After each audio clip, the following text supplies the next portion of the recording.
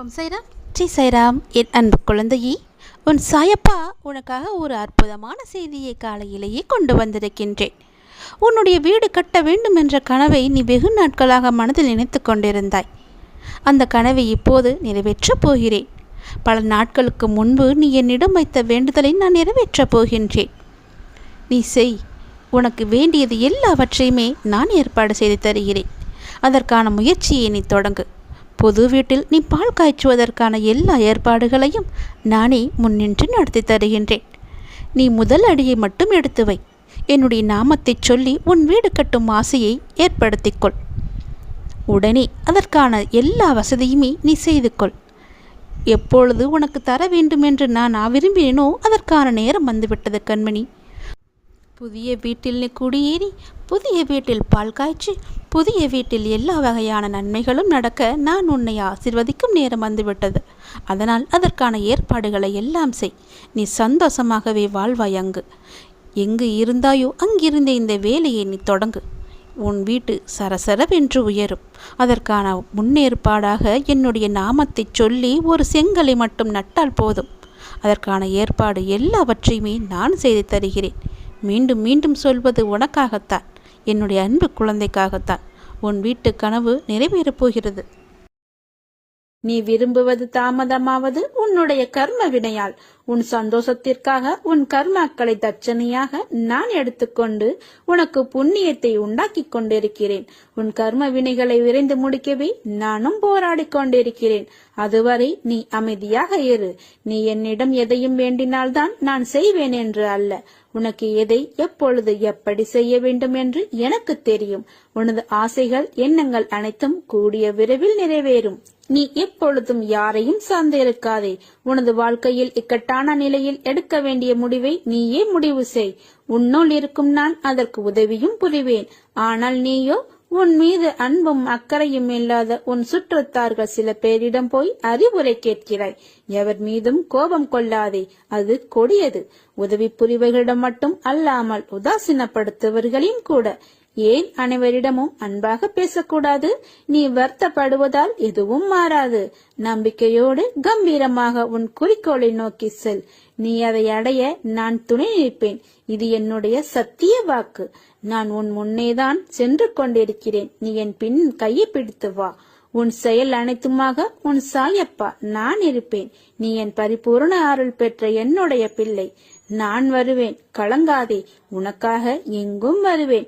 இதுவரை கண்ணீரை மட்டும் கண்ட நீ இனி உன் வாழ்வில் எல்லா அற்புதங்களையும் காண்பாய். மனம் தளராதே. நம்பிக்கை, அசராத பக்தி, இவை இரண்டுமே எப்பொழுதும் உங்களுடைய பிரதான குறிக்கோளாக வைத்துக் கொள்ளுங்கள். ஒருவன் காத்தாடியை ஆகாயத்தை நோக்கி விடுவான் என்றால் அந்த காத்தாடியின் மீது உள்ள நம்பிக்கை அல்ல, காற்றின் மீது உள்ள நம்பிக்கையையும் நூலில் மீது உள்ள பொறுமையையும் அந்த காத்தாடியை ஆகாயத்தை நோக்கி பறக்க உதவுகிறது. அதே போன்றுதான் உங்களுடைய வாழ்க்கையும். நீங்கள் உங்களது குறிக்கோளை அடைய மிக முக்கியமானது நம்பிக்கை, பொறுமை மட்டுமே. ஏற்றிவிடப்பட்ட காத்தாடி மீண்டும் தன் கையில் வர வேண்டுமென்றால் நாம் முதலில் சமாளிக்க வேண்டியது காற்றின் சீற்றத்தை தான். அதே போலத்தான் நம் வாழ்க்கை என்னும் பெருங்கடலை கடக்கும் பொழுது இடையில் ஏற்படும் சீற்றங்களை மிக கவனமாக கடக்க வேண்டும். அப்படி மிக கவனமாக எவன் ஒருவன் கடந்து செல்கிறான் என்றால் அந்த ஏற்றிவிடப்பட்ட காத்தாடி ஆகாயத்தை தொட்டு மீண்டும் அவனுடைய பிரதான இலக்கை அடைந்து அவன் கையில் வந்து சேருகிறது. இதே போன்றுதான் உங்களது வாழ்க்கையில் ஒவ்வொரு முயற்சிகளிலும் உங்கள் குறிக்கோளை நோக்கி மட்டுமே நீங்கள் செல்ல வேண்டும். இப்படிப்பட்ட குறிக்கோளை நோக்கி எந்த ஒரு பக்தன் என்னை முழுமையாக நம்பி புத்தியும் மனமும் எனக்காக செலுத்தி வருகிறான் என்றால் அவன் நினைத்ததை நான் நடத்தி தருவேன். அவனுடைய லட்சியத்துக்காக நான் 7 கடலையும் தாண்டி வந்து உதவி புரிவேன். எந்த சூழ்நிலையிலும் மனதைரியத்தை இழக்க வேண்டாம். என் மீது நம்பிக்கை வை. உன் வெற்றியை நான் அமைத்து தருவது இது உறுதி. என் வார்த்தைகள் மீது நம்பிக்கை வை. வருவது வரட்டும், போனது போகட்டும். எனது பாதங்களை உறுதியாக பற்றி கொண்டு எப்போதும் நிதானத்துடனும் சதா காலமும் என்னுடன் ஒன்றியிரு. உள்ளம், உயிர் இவற்றால் என்னை நம்பு. அப்போது நீ மிகுந்த பலனை அடைவாய்.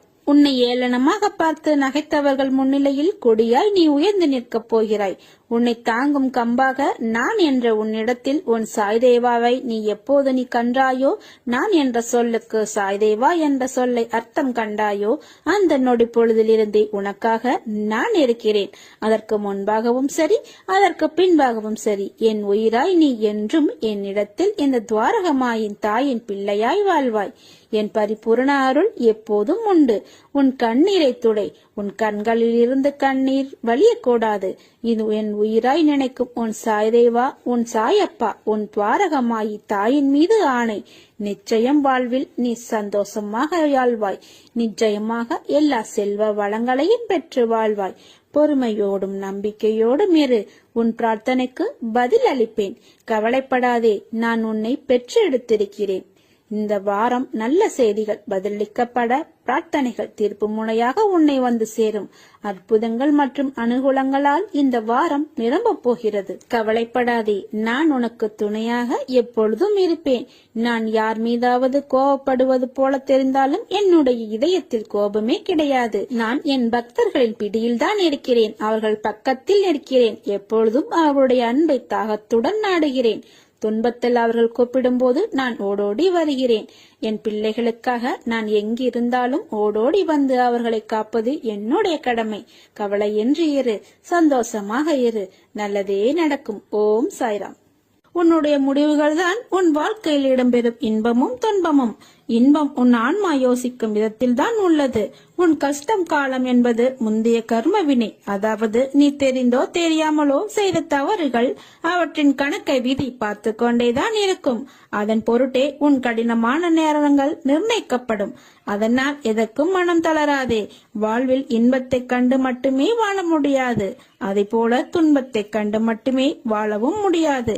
இரண்டும் சம அளவே. அதை போலவே நல்லவை என்றும் திகட்டாது. ஆனால் தீமைக்கு ஒரு முடிவு உண்டு. அந்த முடிவில்தான் ஒவ்வொரு நிகழ்வின் ஆரம்பம் ஆகும். நியாயத்தின் சாயல் அப்போதுதான் செய்த வினை கர்மா என்ற பெயரில் ஒருவரை ஆட்கொள்ளும். உன்னில் உன் சாய்தேவா இருக்கிறேன். சில நேரம் உன்னை நீயே வெளித்தோற்றத்தில் உணர்கிறாயா? உன் உள்மனம் ஆன்மா ஒரு பக்கம் இருக்கும், இன்னொரு பக்கம் ஏதோ ஒன்று உன்னை தனியே இழுப்பது போல் உணர்கிறாயா? அது மாயை செய்யும் வேலை. அதை இப்போதே உணர்ந்து இருப்பாய். அதனால் நீ எதற்கும் பயப்படாதே, கலங்காதே. உன்னில் நிச்சயம் வெற்றி என்ற தீபத்தை நான் ஏற்றுவேன். உன்னுடன் நான் எப்போதும் இருப்பேன். எதுவும் நிரந்தரமில்லை, எல்லாம் ஒரு நாள் மாறும். நான் மட்டும் உன்னை விட்டு மாற மாட்டேன். என்னிடம் தஞ்சம் புகுந்தவர்கள் எத்தனை ஜென்மங்கள் எடுத்தாலும் அவர்களை தாங்கி நிற்பேன். நான் இருக்க பயமேன் என்பது வெறும் வார்த்தை அல்ல, என்னுடைய சத்திய வாக்கு. தான் என்ற அகம்பாவத்தை விடுத்து கருணை, மன்னிக்கும் தன்மை, சேவை மனப்பான்மை, அகிம்சை போன்ற தெய்வீக குணங்களை ஒருவர் தமக்குள் கொண்டு வர முடிந்தால் பாபா அவனுடைய இருந்து அவரை வழிநடத்தி செல்கிறார். அப்போது அவரின் குடும்ப பொறுப்பையும் பாபாவே ஏற்கிறார். உன்னையும் உன் வம்சாவளியையும் உன்னை சார்ந்தவர்களையும் காப்பது பாபாவின் கடமை என்று உனக்கு ஏற்கனவே சத்தியம் பண்ணி செய்து கொடுத்து விடுவார். என் பக்தர்களுக்கு ஆசிகள் வழங்குவதே என்னுடைய தொழில். எல்லா பொருட்களும் என்னுடையவே. ஒவ்வொருவருக்கும் ஒவ்வொன்றையும் நான் அளிக்கிறேன். உனக்கு நல்லது மட்டுமே அளிப்பேன், சந்தோஷத்தை அளிப்பேன். கவலையற்று இரு. இந்த ஜென்மத்தில் எல்லா பிணைப்புகளில் சூழ்ந்து எது நிலையுள்ளது, நிலையில்லாதது என்று அறிய எண்ணி பார்க்காத சோதனைகளும் உனக்குள்ளே யுத்தம் செய்ய வைக்கின்றது. யுத்த களத்தில் இரண்டு பக்கமும் நீதான் நிராயுத பாணியாக நிற்கிறாய். இப்படிப்பட்ட சூழ்நிலையில்தான் மகாபாரத்தில் நிகழ்ந்துள்ளது. கிருஷ்ணனுடைய அவதாரம் வெளிச்சமாக தோன்றியது, தெரிய வந்தது. அதை போல்தான் உனக்கும் வாழ்க்கையின் களம். உனக்கு என் அருளும் ஆசியும் எப்போதும் உண்டு. நீ நன்றாக ஜெயமாக வாழ்வாய். நான் இருக்கையில் நீ எதற்கும் பயப்படாதே. என் துணை உனக்கு எப்போதும் உண்டு. உன்னை நான் நல்வழிப்படுத்துவேன். உன்னை விட்டு நான் விலகி போக மாட்டேன். என் கருவில் தேர்ந்தெடுத்த வரம் நீ. உன்னை போன்ற மற்றவர்களையும் உருவாக்க நினைக்கும் என் உயிரான உன்னை, என்னை நேசிக்கும் உன்னை அம்மாவாக அப்பாவாக இருந்து உன்னை நான் பாதுகாப்பேன். இன்னும் உன் வாழ்க்கையில் பல அற்புதங்கள் நடக்கப் போவதையும் பார்க்க போகிறார்கள். என் வார்த்தை மீது நம்பிக்கை வை. என் உயிரான குழந்தை, நீதான் எனக்கு உலகம். உன்னை முதுகில் குத்துபவர்கள் கண்டு வேதனை கொள்ளாதே. போர்க்களத்தில் புறமுதுகை காட்டுபவர்கள் வீரமானவர்கள் அல்ல, அவர்களின் கோழைத்தனம்தான் அவர்களை வீழ்த்தும். யாராக இருந்தாலும் அறம் என்பது ஒன்றே. பல்வேறு முகங்கள் அதற்கு இல்லை, ஒரே முகம்தான். அந்த முகத்தை உன்னிடம் பார்க்கிறேன். உனது நேர்மை உன்னை வழிநடத்தி செல்லும். உனக்கான அனைத்தும் விரைவில் உனக்கு கிடைக்கும். என்னுடைய முழுமையான அருளால் உன்னை ஆசீர்வதிப்பேன். வாழ்க்கையில் ஜெயிப்பாய். உனக்கான சந்தோஷம் உன்னை தேடி வரும். நீ என்னை நினைக்கும் போது உனக்குள் ஒரு சிரித்த உணர்வை ஏற்படுத்தும். அதுதான் நீ என் மேல் கொண்ட உண்மையான அன்பின் வெளிப்பாடு. உன்னை என் உயிராய் காப்பேன். உன் வாழ்வில் நீ நினைத்த அனைத்து முன்னேற்றமும் உன்னை வந்து சேரும். எதற்காகவும் கலங்கி நிற்காதே. எல்லாம் சரிவர அமைய போகிறது. உன் வாழ்வில் கூடிய விரைவில் சுப நிகழ்ச்சி நடைபெறும். நான் உனக்கு துணையாக இருக்கிறேன், என்றும் இருப்பேன். வாழ்க்கையில் எதற்கு முக்கியத்துவம் கொடுக்க வேண்டும் என்பதனை அறியாமல் தேவையில்லாத மாயை என்ற ஆசையில் எல்லோரும் பித்து பிடித்து போயிருக்கிறார்கள். பிறகு எனக்கு ஏன் இந்த வழி என்றால், கூர்மையானது என்பது மறைந்து இருக்கும் சில விஷயங்களில் அதை உள்புறமாய் திருப்பி பார்த்தால்தான் தெரியும். மேலே படர்ந்து இருக்கும் நிலையில்லா பொருளை ஏற்று அதனால் நீங்களே உங்களை காயப்படுத்திக் கொண்டிருக்கிறீர்கள். கண்ணில் தூசி விழுந்தால் அதை ஒரு நிமிடம் கூட உங்களால் தாங்க முடியவில்லை. ஆனால் நீங்கள் தெரிந்தும் தெரியாமலும் உங்கள் ஆன்மாவை தூசி என்று தேவையில்லாமல் எல்லா விஷயங்களையும் குவித்துக் கொள்கிறீர்கள். அது எவ்வளவு வலியை அனுபவிக்கும் என்று யோசித்து உள்ளீர்களா? இந்த ஆன்மா என்பது கடவுள் படைத்த மிகப்பெரிய பிரபஞ்சத்தின் பொக்கிஷம். அதனுடைய சிறப்புகளை உணர்ந்து நேர்மறை வழியில் அதனை ஊக்குவித்து அதை மரியாதை செய்யுங்கள். நான் உன் கூடவே இருக்கும்போது ஏன் இந்த கவலையும் கண்ணீரும்? நான் இருக்கிறேன். உனக்கு நல்லதே நடக்கும். தர்மத்தின்படி தூய வாழ்க்கை நடத்துவதால் தான் இப்படி துயரங்களை சந்திக்கிறேன் என்று நினைக்காதே. நேர்மையாக வாழும்போது சில இன்னல்கள் வரத்தான் செய்யும். அதற்காக வழி நெறி தவறி வாழ்க்கையை நடத்துவது உன் அழிவை நீயே தேடிக்கொள்வதற்கு சமம். உன்னுள் இருக்கும் கவலைகளை பிறரிடம் சொல்லாதே. ஏனென்றால் சிலருக்கு எப்போதும் நீ கஷ்டப்பட்டு கொண்டே இருக்க வேண்டும் என்று உனக்கு கேடு நினைப்பவர்களிடமே போய் நீ உன் கவலைகளுக்கு ஆறுதல் தேடுகிறாய். அப்பற்பட்டவர்களோ உனக்கு முன்பாக உதடுகளில் வருத்தம் தெரிவித்து மனதளவில் நீ படும் துயரங்களை கண்டு மகிழ்கிறார்கள். உன்னை எப்படி குழம்ப செய்து அதை அதிகப்படுத்தலாம் என்று யோசிக்கிறார்கள். உன்மேல் உண்மையான அம்பும் அக்கறையும் கொண்டவர்கள் யார் என்பதை புரிந்து கொள். அதே சமயம் உன்னை சுற்றியுள்ளவர்கள் யார் நல்லவர் என்று நினைத்து எல்லோரையும் சந்தேகப்படாதே.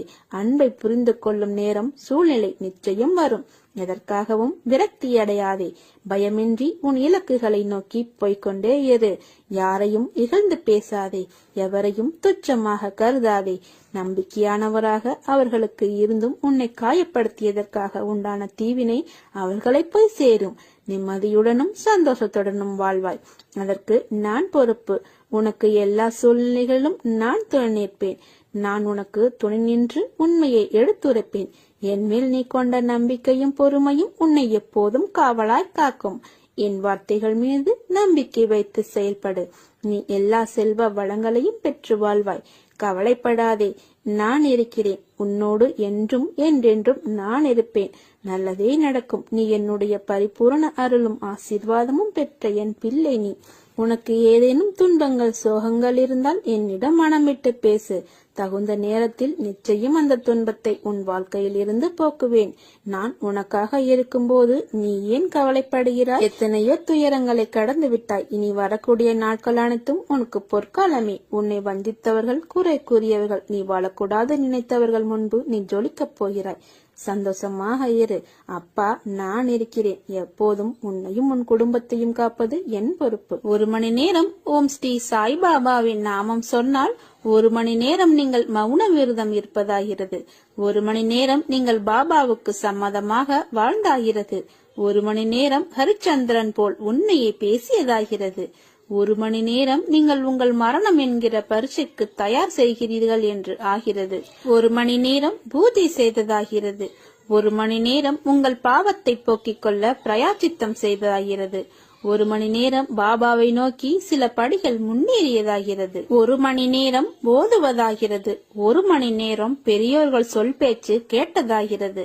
1 மணி நேரம் நீங்கள் பக்தராகிறீர்கள். 1 மணி நேரம் நீங்கள் சாய்பாபாவினால் ஆசீர்வதிக்கப்படுகிறீர்கள். 1 மணி நேரம் உங்கள் புலன்களை ஜெயித்தவர்களாகிறீர்கள். 1 மணி நேரம் தியானம் செய்தவராகிறீர்கள். 1 மணி நேரம் சமாதியில் உள்ளவர் ஆகிறீர்கள். 1 மணி நேரம் ஒழுக்கமானவராக ஆகிவிடுகிறீர்கள். 1 மணி நேரம் நேர்மறையாக இருக்கிறீர்கள். 1 மணி நேரம் உங்கள் வாழ்க்கையில் பொள்ளித்தனமான வாழ்க்கையில் இருந்து விடுதலை அடைகிறீர்கள். 1 மணி நேரம் பாபா உங்கள் கையை பிடித்து கொண்டு இருக்கிறார். 1 மணி நேரம் நீங்கள் பாதுகாக்கப்படுகிறீர்கள். 1 மணி நேரம் உங்களுக்கு தெரியாமல் உங்களை சாய்பாபா ரசித்துக் கொண்டிருக்கிறார். 1 மணி நேரம் மகான்கள் வாயில் வந்த நாமத்தை நாமும் சொல்வதால் அவர்களுடைய பிரசாதத்தை உண்டவர்கள் ஆகிறீர்கள். இந்த 1 மணி நேரத்தினால் பாபா நீங்கள் செய்த தவறுகளை மன்னித்து காக்குகிறார். 1 மணி நேரம் யாகம் செய்தவராகிறீர்கள். 1 மணி நேரம் பாபாவை நீங்கள் கடனாளி ஆக்குகிறீர்கள். 1 மணி நேரம் நீங்கள் கங்கையில் குளித்தவராகிறீர்கள். 1 மணி நேரம் யமுனையில் குளித்தவராகிறீர்கள். 1 மணி நேரம் காவிரியில் குளித்தவராகிறீர்கள். 1 மணி நேரம் சீரடி மண்ணில் உருண்டு பிறண்டவராகிறீர்கள். 1 மணி நேரம் கோடி கோடியான புண்ணியத்தை சம்பாதிக்கிறீர்கள். எல்லாவற்றிற்கும் மேல் நாமம் வேறு இல்லை, சாயும் வேறு இல்லை. அந்த 1 மணி நேரம் பாபாவே உங்கள் நாக்கில் எச்சில் பட்டு கட்டொண்டு இருக்கிறார். பாக்கியம் செய்திருந்தால் மட்டுமே பாபாவின் திருநாமத்தை நம்மால் சொல்ல முடியும். 1 மணி நேரம் பாபாவின் நாமத்தை சொன்னால் எல்லாம் நல்லதே நடக்கும். நீ எடுக்கும் முடிவுதான் நீ யார் என்பதை தீர்மானிக்கும். அதுவே உன் வாழ்க்கையையும் தீர்மானிக்கும். மனம் திருப்தியே அடையவில்லை என்றால் உன்னால் வெற்றி பெற முடியாது. முதலில் நான் நன்றாக இருக்கிறேன் என்று உனக்குள் நீ சொல்லிக்கொள். அப்பொழுதுதான் நீ செய்யும் செயல்களில் உன்னால் கவனம் செலுத்த முடியும். உனக்கு இப்பொழுது இருக்கும் மனக்குழப்பத்தில் இருந்து வெளியே வருவாய். எச்செயலிலும் முழு கவனம் செலுத்தும் போது மட்டுமே அதிலுள்ள நிறை குறையை புரிந்து கொள்ள முடியும். உன் எண்ணங்களை பொறுத்தே இந்த உலகத்தின் மீதான உன் பார்வை இருக்கும். சிலரின் வாழ்க்கை இந்த உலகத்தில் எப்படி வாழ வேண்டும் என்று கற்றுத்தருகிறது. சிலரின் வாழ்க்கை அந்த உலகத்தில் எப்படி வாழக்கூடாது என்று கற்றுத்தருகிறது. கோபங்களை குறைத்தும் சந்தோஷங்களை அதிகரித்தும் காட்டும் முகங்களை தொலைக்காமல் நிரந்தரமாக தக்க வைத்துக் கொள்ளுங்கள். வாழ்வதெல்லாம் வாழ்க்கையல்ல. அன்போடு பேசி பண்போடு பழகி நேர்மையுடன் நடந்து உண்மையுடன் உழைத்து வாழ்வதுதான் வாழ்க்கை. நம் உழைப்பில் இருக்கும் கஷ்டத்தை பார்க்காமல் நாம் வேலை செய்தால் போதும், வெற்றி கிட்டும், சந்தோஷம் தானாக வரும். அடுத்தவரை காயப்படுத்தும் முன் நீ அந்த கஷ்டத்தை அனுபவித்த போது ஏற்பட்ட மனக்காயங்களை நினைத்துப்பார். வாழ்க்கையில் ஆசைப்பட்ட எல்லாமே கிடைப்பதுமில்லை.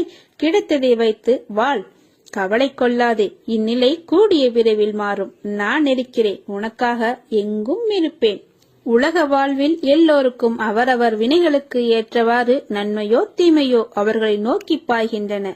எது நேர்கிறதோ அதை பொறுத்து கொண்டு அதை எதிர்த்து சமாளித்து நிற்க கற்றுக்கொள். அதை விட்டுவிட்டு புலம்புவதால் எந்த ஒரு நன்மையும் கிடையாது. இந்த உணர்வுகளால் உன் உடல்நிலைதான் பாதிக்கும். உன்னுடைய கவலைகளை தூர எறி.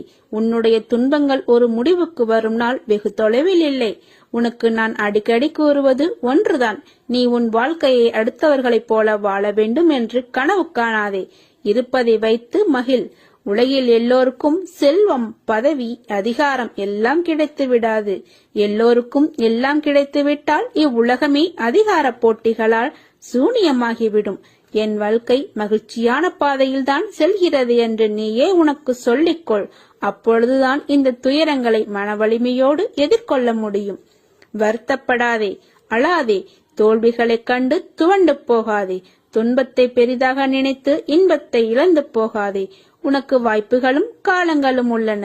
அவற்றை உனக்கு சாதகமாக மாற்றிக் கொள்வதற்காகவே இந்த சின்ன சறுக்கல்கள் என்பதை உணர்ந்து புத்துணர்ச்சியோடு எழு. உன்னுடைய வாழ்வில் நீ நிச்சயம் வெற்றியடைவாய். நல்லதே நடக்கும். நான் இல்லாமல் போய்விடுவேன் என்று ஒரு காலம் கவலைப்படாதே. நீங்கள் அக்கறை கொண்ட விஷயங்களை பற்றி என் எலும்புகள் பேசுவதை கேட்பீர்கள். விசுவாசம் நிறைந்த இதயத்துடன் என்னை நினைத்தால் போதும். சுயநலம் கருதாது என்னை வழிபடுங்கள். எல்லா மங்களங்களும் உங்களுக்கு விளையும். உன் பாரத்தை சுமக்க எனது துவாரகாவில் காத்துக் கொண்டிருக்கிறேன். கலங்காதே. வாழ்க்கையில் துணிந்து போராடு. எந்த சூழ்நிலையிலும் யாரையும் வெறுத்து ஒதுக்க நினைக்காதே. கடும் சொற்களால் பேச நினைக்காதே. உனது பாரத்தை முழுவதுமாக என் மீது நம்பிக்கை வைத்து செலுத்து. நான் தயாராக இருக்கும் போது எதற்காக கவலைப்படுகிறாய்? நீ படும் வேதனையில் இருந்தும் உன்னை விடுவிப்பேன். உனக்கு ஏற்பட்ட பல கஷ்டங்கள், கடன் தொல்லைகள், இவைகளிலிருந்து உன்னை விடுவிக்கப் போகிறேன். இதுவரை நீ நேர்முகமாகவும் மறைமுகமாகவும் நீ பட்டது எல்லாம் போதும். காலத்தின் கட்டாயம் உனது கர்ம பலன்களை அனுபவிக்க வேண்டிய சூழ்நிலை. ஆனால் இப்போது இதிலிருந்து உன்னை முழுவதுமாக உன்னை விடுவித்து விட்டேன். மகிழ்ச்சியாக இரு. வாழ்க்கையில் ஏற்றம் பெறுவாய். அனைத்திலும் வெற்றி பெறுவாய்.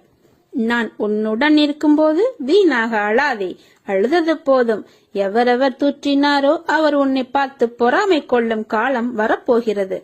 நல்லதை மட்டும் நினை, நல்லதை மட்டுமே பேசு, நல்லதை மட்டுமே செய். முடிந்தவரை உதவி செய். உன்னை கைவிட மாட்டேன். உன்னை தாக்க யார் நினைத்தாலும் அவை அனைத்தும் என்னையே வந்து சேரும். துணிந்து நில். நீ வாழ்க்கையின் உச்சத்தை தொட்ட பின்தான் கண் மூடுவாய். அவரது புனிதமான பாதங்களின் மீது பாரத்தை போட்டுவிட்டு நம்பிக்கையோடு அந்த நல்ல நாளுக்காக காத்திரு. அது விரைவில் மிக பெரிய ஆசீர்வாதத்துடன் உன்னிடம் வந்து சேரும். எனக்கு மட்டும் ஏன் இந்த கஷ்டம், பலவித பிரச்சனைகள் சூழ்ந்து கொள்ள இரவு முழுவதும் அழுந்து புலம்புகிறேனே என்று சொல்லாதே. எத்தனை காலம்தான் இந்த துன்பமும் துயரமும், இதற்கு விடிவே இல்லையா என்று கேட்காதே. உன் மனவேதனைகள் ஒன்று சேர்ந்து சோர்வை தருகிறது. உன் மகம் வாட்டமாகி விடுகிறது. உன் குறைகளை அடுத்தவரிடம் சொல்லவும் முடியாமல் தவிக்கிறாய். உதவிக்கு யாருமில்லை, புரிந்து கொள்வார் யாருமில்லை என்று ஆதங்கப்படுகிறாய். கவலைப்படாதே. அனைத்திற்கும் நானே பொறுப்பு. உன்னுடைய கவலைகளை என் தோளில் சுமந்து கொண்டிருக்கிறேன். நல்லதே நடக்கும். நான் பார்த்துக் கொள்கிறேன். கவலையற்று இரு.